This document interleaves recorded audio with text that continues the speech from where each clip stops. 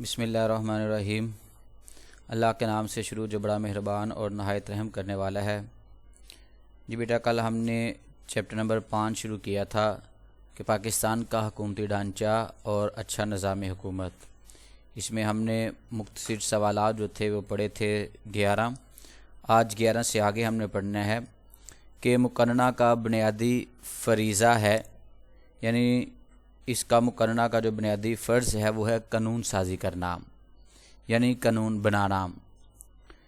قومی اسمبلی میں خواتین کے لیے مخصوص نشستوں کی کل تعداد ہے 60، یعنی قومی اسمبلی کے اندر جو خواتین کی نشستیں ہیں وہ 60 ہیں۔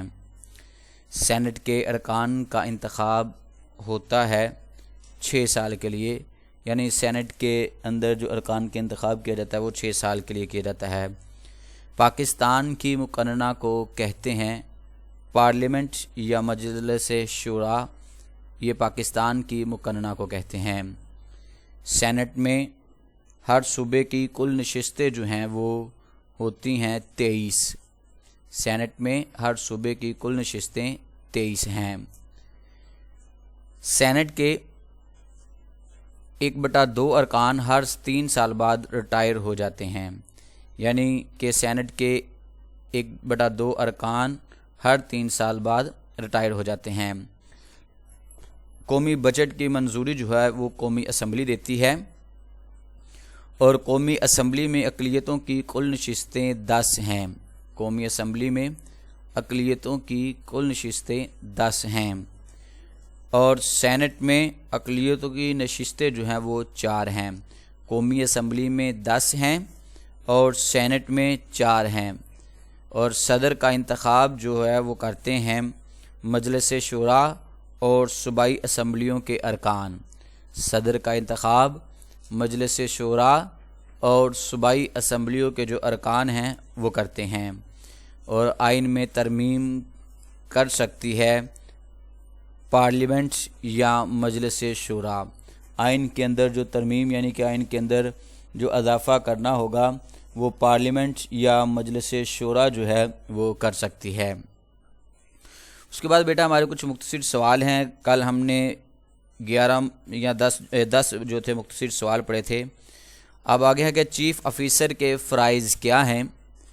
چیف آفیسر سرکاری ملازم ہوتا ہے جو تمام محکموں کی نگرانی کرتا ہے، تمام محکموں میں رابطہ رکھتا اور ترقیاتی منصوبوں کی نگرانی کرتا ہے۔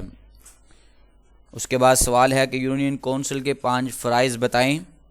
یونین کونسل کا بجٹ منظور کرتا اور ٹیکس یا فیس کی منظوری دینا، پنچایت کے ممبر مقرر کرنا اور ان کی کارکردگی کی نگرانی کرنا، عوامی راستے، گلیاں، قبرستان، باغ اور کھیلوں کے میدان کو بحال رکھنا اور روشنی کا انتظام ہونا ہے، پینے کے پانی کے ذرائع یعنی کنویں، ٹیوب ویل، پانی کے ٹینک اور نالے قائم کرنا اور انہیں بحال رکھنا، یونین کونسل کے رہائشیوں کی صحت اور اس کے تحفظ کا انتظام کرنا، یہ یونین کونسل کے فرائض ہیں۔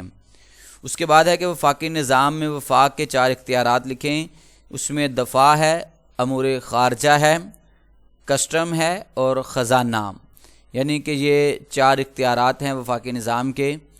اس کے بعد وفاقی نظام میں صوبائی حکومتوں کے 4 اختیارات لکھیں، تو اس میں تعلیم ہے، صحت ہے، مقامی حکومتیں ہیں اور زراعت ہے۔ حکومت کے 3 شعبے اور ان کے بنیادی فرائض لکھیں۔ حکومت کے 3 شعبے جو ہیں اس میں سب سے پہلے ہے مقننہ، یعنی قانون سازی کرتی ہے، قانون بناتی ہے۔ عدلیہ قوانین کی تشریح و توضیح کرتی ہے۔ انتظامیہ قوانین کا نفاذ کرتی ہے۔ پارلیمنٹ یا مجلس شورا کتنے ایوانوں پر مشتمل ہے؟ پارلیمنٹ 2 ایوانوں پر مشتمل ہے۔ ایوان زیری یا قومی اسمبلی ہے، ایوان بالا یا سینٹ ہے۔ اس کے بعد ہے کہ قومی اسمبلی کل کتنے ارکان پر مشتمل ہے، اور اس میں خواتین کے لیے کتنی نشستیں مخصوص ہیں؟ قومی اسمبلی کل 342 ارکان پر مشتمل ہے اور اس میں خواتین کی 60 نشستیں ہیں۔ سینٹ کا انتخاب کیسے ہوتا ہے؟ سینٹ کے صوبوں کے ارکان کا انتخاب 6 سال کے لیے متعلقہ صوبائی اسمبلیاں متناسب نمائندگی کے اصولوں پر کرتی ہے۔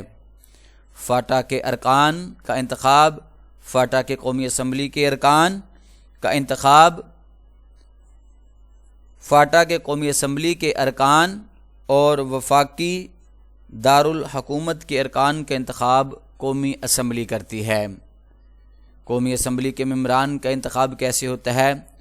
قومی اسمبلی کے ممبران کا انتخاب 5 سال کے لیے بالغ رائے دہی کے اصول پر ہوتا ہے، یعنی کہ سینٹ کا انتخاب قومی اسمبلی اور صوبائی اسمبلیاں کرتی ہیں، اور سینٹ اور صوبائی اسمبلیاں، اور قومی اسمبلی کا جو ممبران کا انتخاب ہے وہ عوام کے ووٹ سے جو ہے وہ کیا جاتا ہے۔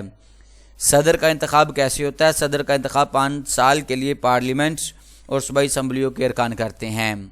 صدر کا سیکریٹریٹ کسے کہتے ہیں؟ صدر کا سیکریٹریٹ اسلام آباد میں واقع ہے اور صدر کے ماتحت کام کرتا ہے۔ یہ وزیر اعظم کے سیکریٹریٹ اور مرکزی سیکریٹریٹ سے رابطہ رکھتا ہے۔ وزیر اعظم کا سیکریٹریٹ کسے کہتے ہیں؟ یہ وفاقی حکومت میں انتظامیہ کا سب سے بڑا دفتر ہے جو تمام وفاقی دفاتر کی نگرانی کرتا ہے اور وفاقی حکومت کے انتظامی امور کا ذمہ دار ہے اور اس کا سربراہ وزیر اعظم ہوتا ہے۔ تو بیٹا یہ آج کا ہمارا لیکچر تھا جس کے اندر ہم نے پاکستان کی پارلیمنٹ کے نظام کے حوالے سے پڑھا اور کچھ اس کے اندر معروضی سوالات تھے جو پڑھے تھے۔ اس کے ساتھ آج کا ہمارا لیکچر مکمل ہوا۔ اللہ حافظ۔